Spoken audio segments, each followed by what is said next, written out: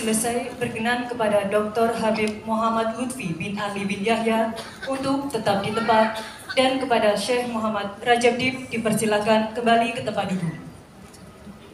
Dan selanjutnya akan kita ikuti Mauidul Hasan Muktamar Sufi Internasional 2023 oleh Rais Am Dr. Habib Muhammad Lutfi bin Ali bin Yahya, dipersilakan.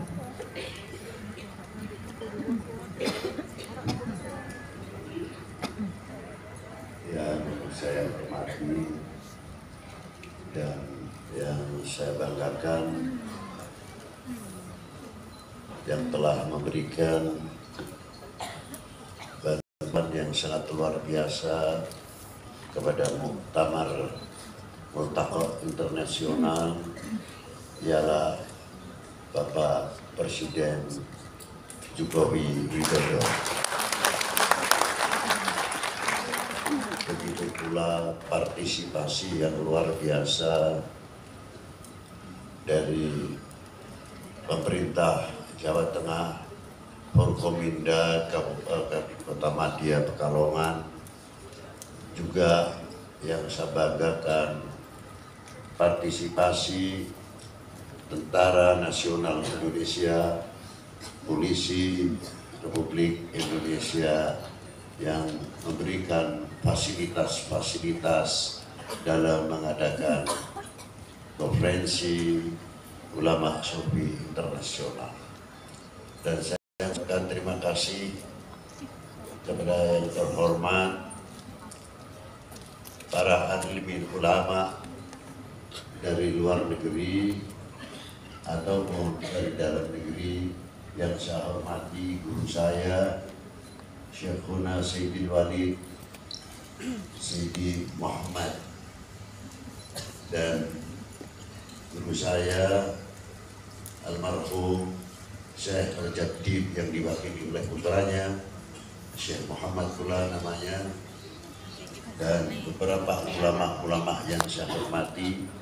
Saya tidak bisa menyebutkan satu persatu, bukan berarti mengurangi hormat taklim kita kepada para beliau. Begitu pula ulama-ulama yang datang dari beberapa provinsi di Indonesia ini.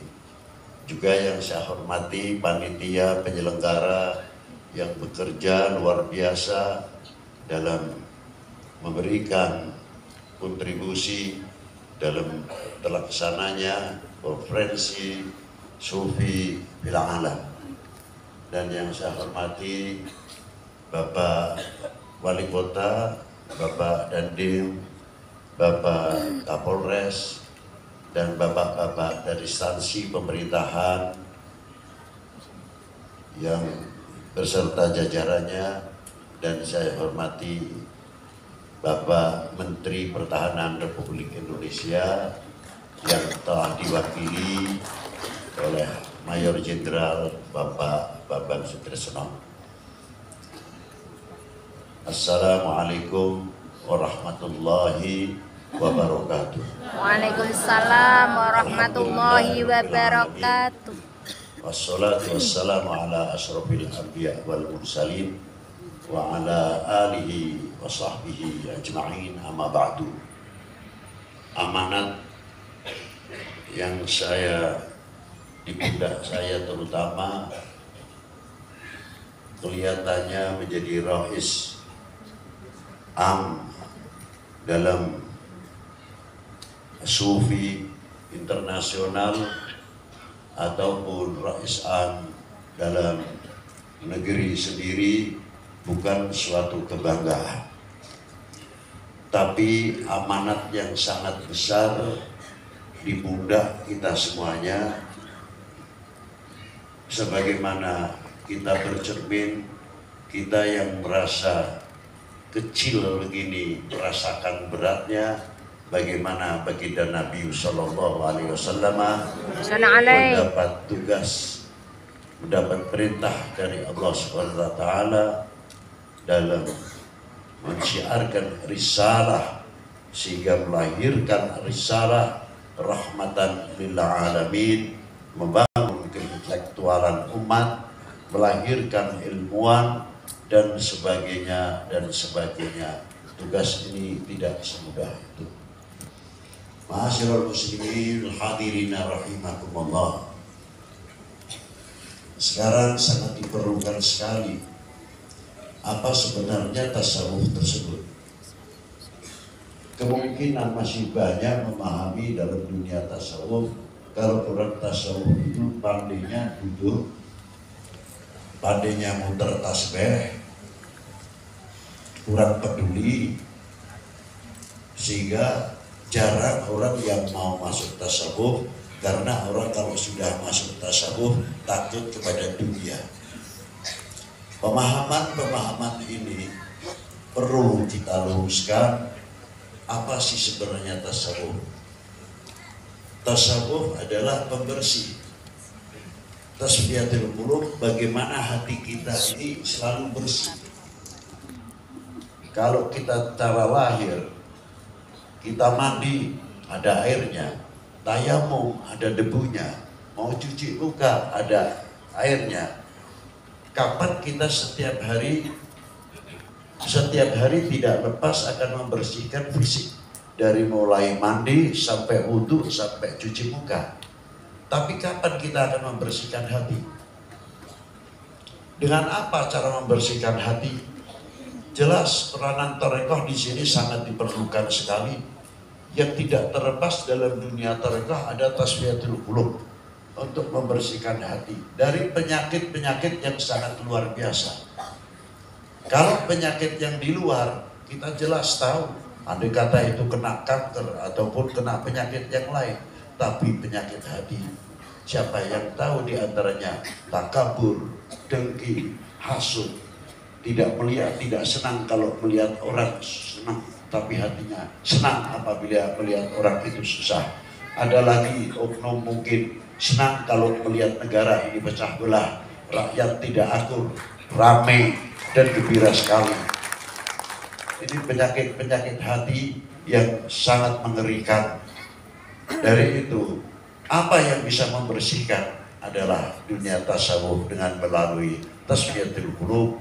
Jika kita mengganti sifat-sifat yang kurang baik di dalam hati kita ini dengan kalimat La ilaha illallah Sayyidina Muhammad Rasulullah sallallahu alaihi wasallam. Nur yang akan masuk di tiap seluk tubuh hati manusia akan mewarnai pancaran cahaya ilahi. Tidak cukup di dalam hati saja, cahaya itu akan mewarnai sampai pola pikir, otak kita, akal kita. Tidak akan pernah memikirkan bagaimana keuntungan saya dan lain sebagainya, tapi akan memikirkan bagaimana peranan umat ini, bagaimana kesejahteraan umat ini, dari melalui dunia ekonomi, melalui dunia pertanian, melahirkan satu pendidikan, dan akan terpancarlah melahirkan intelektual, doktoral. Kita sangat memerlukan sekali. Dunia tasawuf bisa melahirkan putra-putri kita di mana saja negara, doktor ahli bedah, ahli pertanian, ahli ekonomi. Sudah bukan waktunya lagi kita berbicara khilafiyah. Kita tertinggal karena masalah-masalah itu. Apalagi sebentar lagi khususnya untuk negeri kita di Indonesia. Beri minal intikhab. Sebentar lagi kita akan menghadapi 24 pemilihan umum. Mampukah ulama-ulama kita, khususnya ulama tasawuf, menjadi pemersatu umat, pemersatu bangsa ini, menumbuhkan cintanya kepada bangsa dan tanah airnya, sehingga mencerminkan cahaya-cahaya ilahi yang terwarnai dan mewarnai di dalam hati kita menjadi suri, tauladan, contoh yang baik. Inilah orang ahli tarekat, inilah ahli tasawuf yang bisa mewarnai bagaimana pembangunan umat, pembangunan bangsa, sehingga ketahanan nasional di setiap negara di dunia ini disponsori oleh tokoh-tokoh ahli tasawuf. Amin. Dari dunia ekonomi, dari dunia pertanian, Tidak cukup dari itu, sampai dunia ketahanan dan pertahanan nasional, pasti ulama dimanapun negara nanti dengan cintanya kepada tanah airnya pasti akan menjadi contoh yang luar biasa. Yang kedua, paling tidak akan menjalin hubungan silaturahmi antara ulama, ahli tasawuf di manca dunia ini. Mana yang saling kita bisa menguntungkan di antara sesama kita, sehingga melahirkan kesejahteraan umat yang tertantang waktu sekarang ini, apalagi kelak yang akan datang.